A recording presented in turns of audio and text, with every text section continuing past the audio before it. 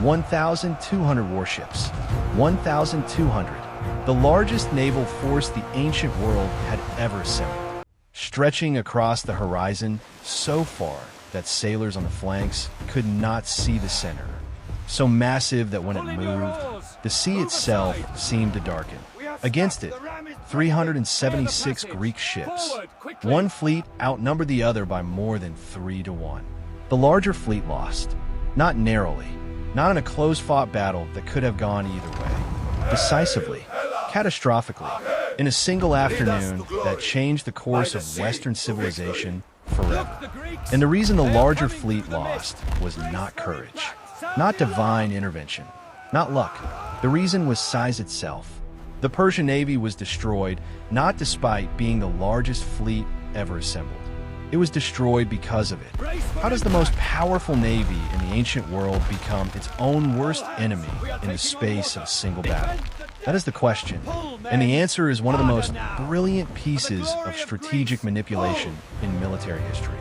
To understand what happened at Salamis in 480 BC, you need to understand what Xerxes thought he was doing. Xerxes, king of kings, ruler of the Achaemenid Persian Empire, commander of the largest military force the ancient world had ever seen, was not a fool.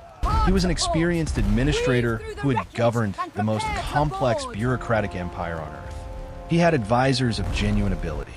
He had military commanders who had won campaigns across Asia. He understood at the strategic level exactly what his navy needed to do. Greece was a collection of city-states whose individual military power was limited. The Persian army, somewhere between 100,000 and 300,000 men, the exact number is disputed, but the scale is not, could crush any Greek land force it met in open battle. It had already demonstrated this at Thermopylae, where despite the famous Spartan resistance, the Persians had eventually broken through and were now marching south toward Athens. The Navy's job was to support the army, to keep the supply lines open, to prevent the Greek city-states from using their geographic position, surrounded by sea, dependent on maritime trade, to resist Persian land power. The Navy was logistics, not strategy. It was the mechanism by which Persian land dominance would be translated into complete Greek submission. This was a reasonable plan. In open water, it would probably have worked. Xerxes did not fight in open water.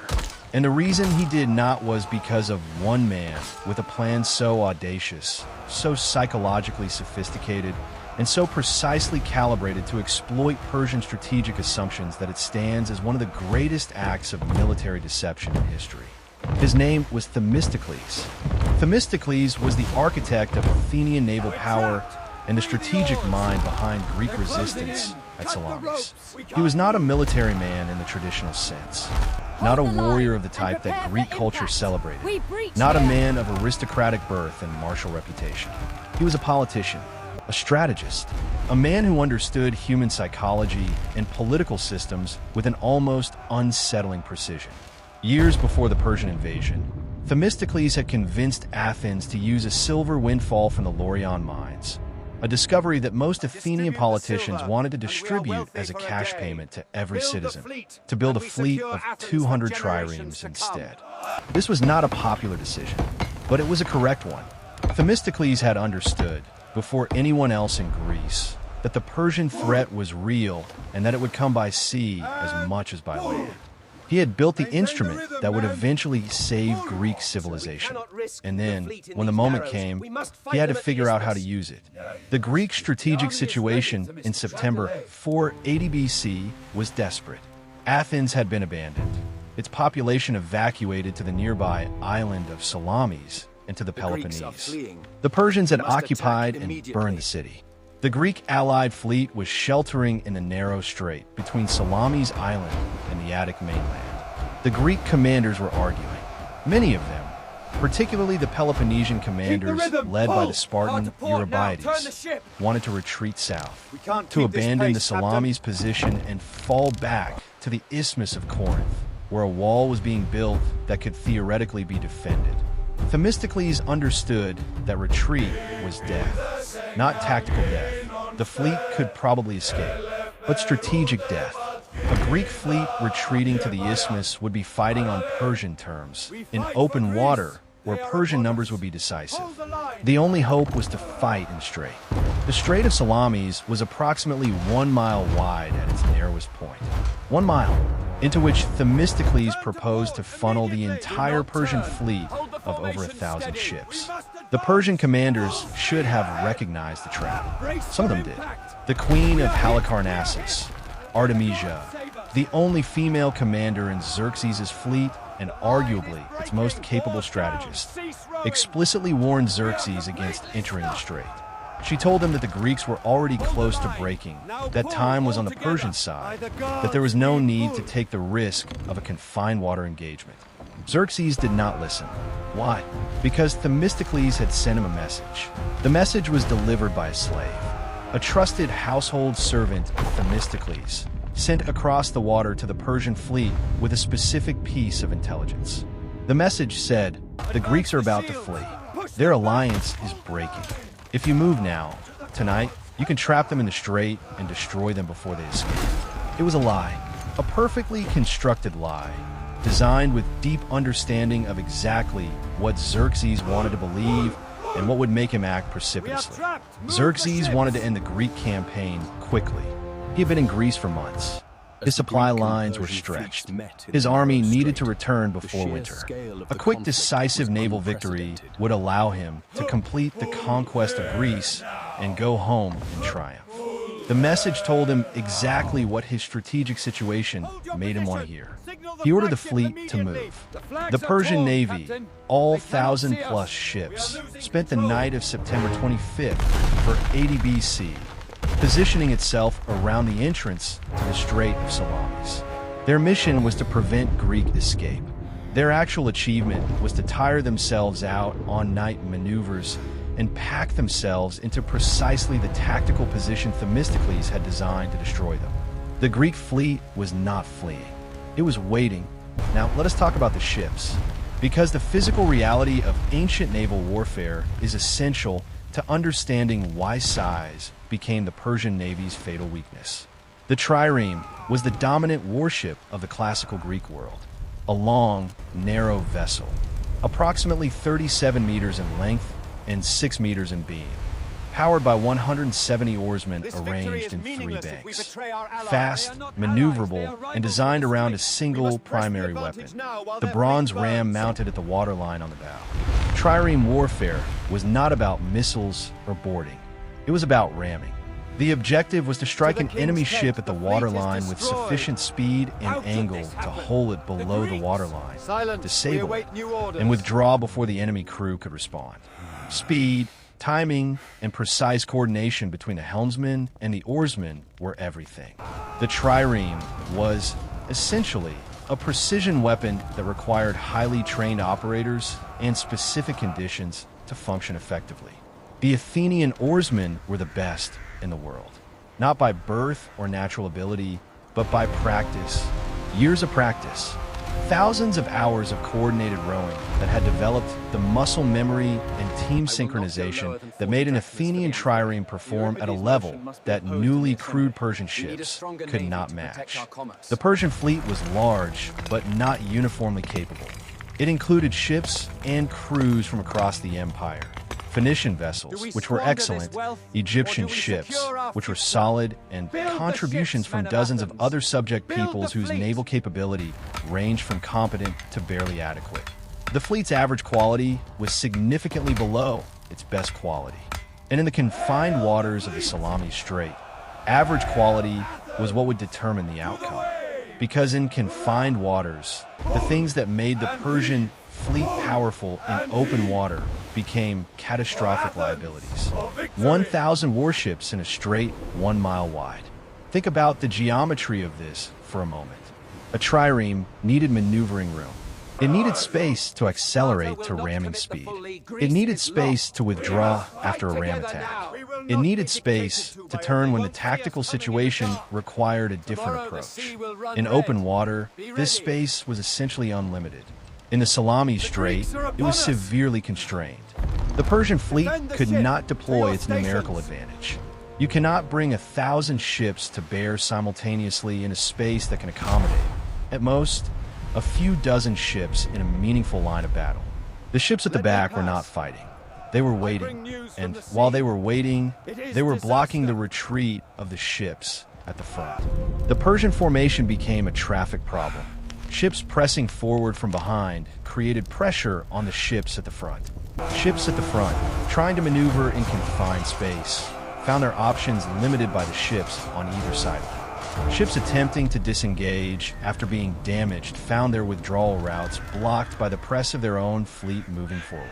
The Persian commanders, distributed across a fleet that stretched from the front of the strait to the open sea behind, had no way to coordinate effectively. Communication across the fleet was by visual signal and messenger ships.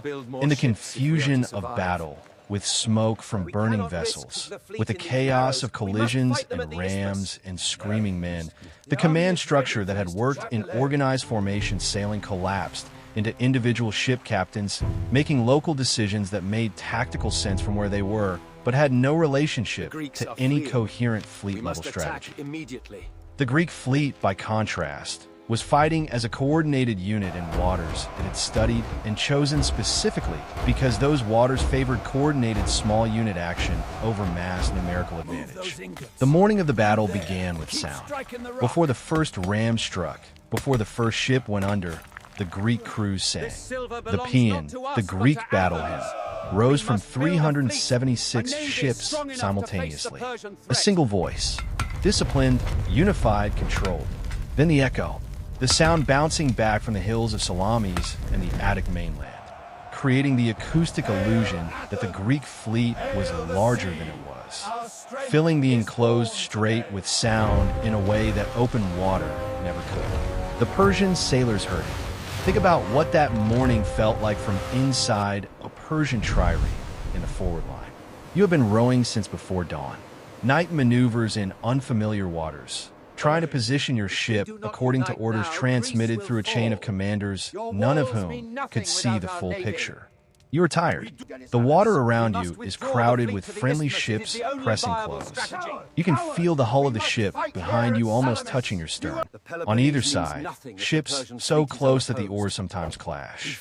You are an Egyptian sailor, perhaps, or Phoenician, or from one of the Ionian Greek cities that Persia had forced into service. You did not choose this campaign. You are here because Persia commands and you obey. The empire that rules your city can requisition your ship and your service and your life without asking your permission. And now, in the early morning light in a narrow Greek strait, you hear the enemy singing. The sound is wrong. It should be frightened men on the verge of flight. Themistocles' message said they were fleeing, but the sound coming across the water is disciplined.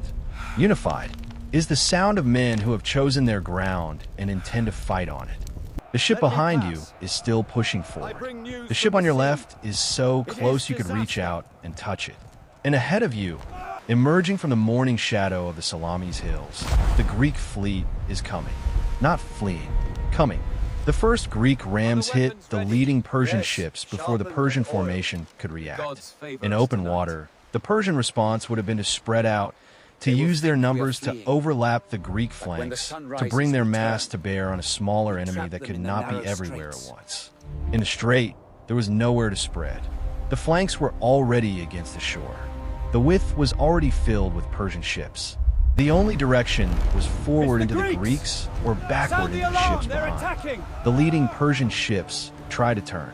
In a confined space, with ships pressing on all sides, a trireme attempting a turn in the Salamis Strait was like a truck trying to make a U-turn in a narrow alley.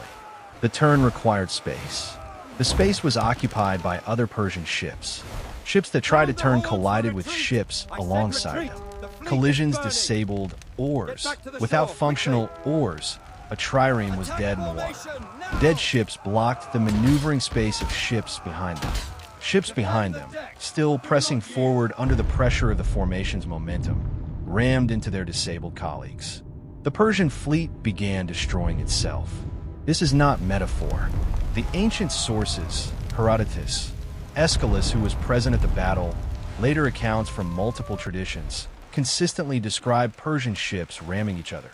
The congestion of the strait turned Persian numerical superiority into a geometric liability. Every additional ship that Xerxes had brought to the battle was one more ship contributing to the Athenian triremes, making coordinated action by men who had trained for years in these specific waters, who had chosen this specific terrain for this specific reason, moved through the confusion with devastating precision. Ram, withdraw, turn, ram again. The disciplined coordination of the paean translated into disciplined coordination of the battle line. Each trireme knew its role. Each crew knew what the crews on either side of them were doing. The Persian fleet knew only chaos. Xerxes watched from a golden throne on a hill above the strait.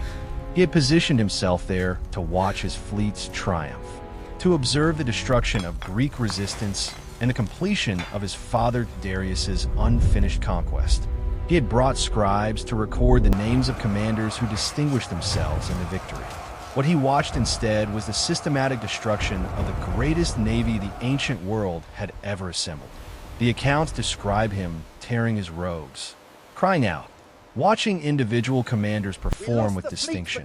Artemisia, the female commander who had warned him against the battle, is described ramming a friendly Persian ship to escape a Greek pursuer, convincing Xerxes in the confusion that she had destroyed an enemy, while his fleet as a whole disintegrated around him. By afternoon it was over. The Persian fleet, whatever remained of it, was in retreat. The strait was full of wreckage, of bodies, of the debris of destroyed ships. Hundreds of Persian vessels had been sunk or disabled.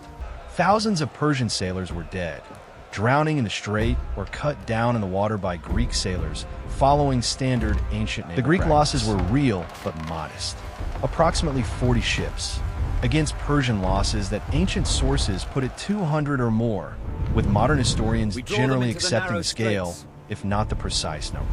The battle had lasted one afternoon. The human cost on the Persian side was staggering in ways that go beyond the numbers. Most Persian sailors could not swim. This sounds like a detail, but it is a crucial one. The oarsmen of Persian subject fleets, Egyptians, Phoenicians, Ionians, Cypriots, came from maritime cultures where swimming was not universal. The heavily armored Persian soldiers who had been placed on the decks of warships to provide boarding capability could not swim at all in their equipment. When a Persian ship went under in the Salamis Strait, most of the people on it drowned. The Strait of Salamis is not deep. In some sections, it is shallow enough that bodies would have rested on the bottom in relatively little water. The ancient sources describe the water becoming so full of wreckage and bodies that movement was impeded. That Greek sailors walked across the debris from ship to ship, that the shore of Salamis was thick with bodies for days after the battle. These were not enemies of Greece in any meaningful personal sense. They were sailors from subject peoples who had been conscripted into Persian service. Egyptian fishermen, Phoenician traders, Ionian Greeks who spoke the same language as the men killing them. Men who had families and homes and had never chosen to be part of Xerxes' conquest. They died because their empire had made a strategic miscalculation. Because a Persian king had listened to what he wanted to hear rather than what his best advisor told him. Because the geometry of a narrow strait had turned their numbers from an advantage into a death trap. The individual human cost of strategic failure is always paid by people who had no voice in the decision. The strategic consequences were immediate and permanent. Xerxes left Greece within weeks of Salamis. Not immediately. He left a substantial army under his general Mardonius to continue the campaign. But the king himself, with the core of his forces, retreated back across the Hellespont. The official reason was various. The campaigning season was ending. The king was needed in Persia. The army needed to winter in a more sustainable position. The real reason was Salamis. The Persian strategic plan had depended on naval supremacy supporting land operations. Without a functional fleet to keep supply lines open across the Aegean, the Persian land army in Greece was living on borrowed time. It could win battles, and it did, defeating a Greek force at Artemisium, but it could not sustain itself indefinitely in hostile territory without naval support. Mardonius's army was defeated at Plataea the following year for 79 BC. The Persian threat to Greece was ended, not by Salamis alone. Plataea was the decisive land battle. But Salamis made Plataea possible by stripping the Persian campaign of its strategic flexibility.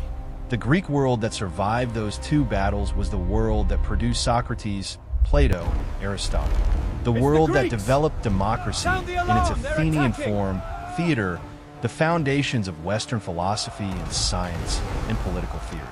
The world that eventually, through Alexander, spread Greek culture across the known world and into the cultural DNA of Rome and therefore of every Western civilization that followed. None of it was inevitable. In September 480 BC, with Athens burned and Persian armies marching unchecked through Greece, the survival of Greek civilization was genuinely in question. One battle in a narrow strait changed everything. Compare Salamis to other famous naval battles where a larger fleet lost to a smaller one. At Actium in 31 BC, Octavian's fleet defeated Mark Antony and Cleopatra's larger force. The dynamics were similar. Antony's fleet was larger but less maneuverable, fighting in conditions that did not favor his tactical approach. Antony's strategic situation was also compromised by divided command and uncertainty about whether his forces would fight loyally. At Lepanto in 1571, the Holy League defeated the Ottoman fleet, the larger force, in a battle that again featured a more maneuverable, better coordinated, smaller fleet, exploiting tactical conditions that negated Ottoman numerical advantage. The pattern is consistent across centuries of naval warfare. Numerical superiority at sea is valuable in open water and in favorable tactical conditions. It becomes a liability in confined spaces, in poor weather, against a smaller enemy that has specifically designed its approach to exploit the problems that large formations encounter in those conditions. The lesson was available after Salamis. Military commanders throughout history continued to learn it the hard way. What Themistocles understood, and what Xerxes' commanders failed to grasp, is that the battlefield is not a neutral arena. The choice of where to fight is itself a strategic decision of equal importance to the choice of how to fight. And a smaller force that chooses its ground intelligently can negate advantages that a larger force spent years and enormous resources acquiring. This is not a lesson about being small. It is a lesson about being intelligent about terrain. Themistocles did not have a larger fleet. He had a better understanding of where his fleet could win. So here's what really happened at Salamis, and why it matters beyond the specific historical moment. The Persian navy was not defeated by Greek courage, though the Greeks fought with extraordinary skill and determination. It was not defeated by divine favor, though the Greeks certainly believed the gods were with them. It was not even primarily defeated by Greek tactical excellence, though the Athenian triremes were genuinely superior instruments in the conditions of that battle. It was defeated by a system, a carefully constructed trap built from psychological manipulation, geographic intelligence, and a precise understanding of how size becomes a liability in the wrong environment. Themistocles understood three things that Xerxes did not. First, Xerxes' strategic impatience was a vulnerability. The Persian king needed a quick, decisive victory. That need made him susceptible to intelligence that promised one, even intelligence that came from the enemy. Second, the Salamis Strait was the one location where Greek tactical excellence could neutralize Persian numerical advantage. Every other location favored Persia. This one location favored Greece.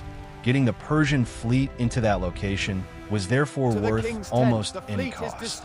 Third, a fleet of over 1,000 ships is not a single weapon. It is 1,000 individual weapons that must be coordinated to act as one. In open water, with room to maneuver, coordination is achievable. In a narrow strait, under battle conditions, with ships pressing on all sides, coordination collapses. And a fleet that cannot coordinate is not 1,000 ships. It is 1,000 individual problems, each making the others worse. The Persian fleet was destroyed by its own mass, by the geometric reality that you cannot maneuver 1,000 ships in a space designed for 100.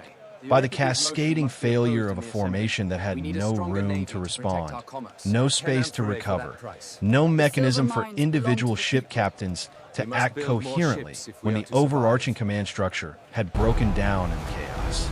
Size had been the Persian Navy's greatest strength. Themistocles turned it into the mechanism of its own destruction.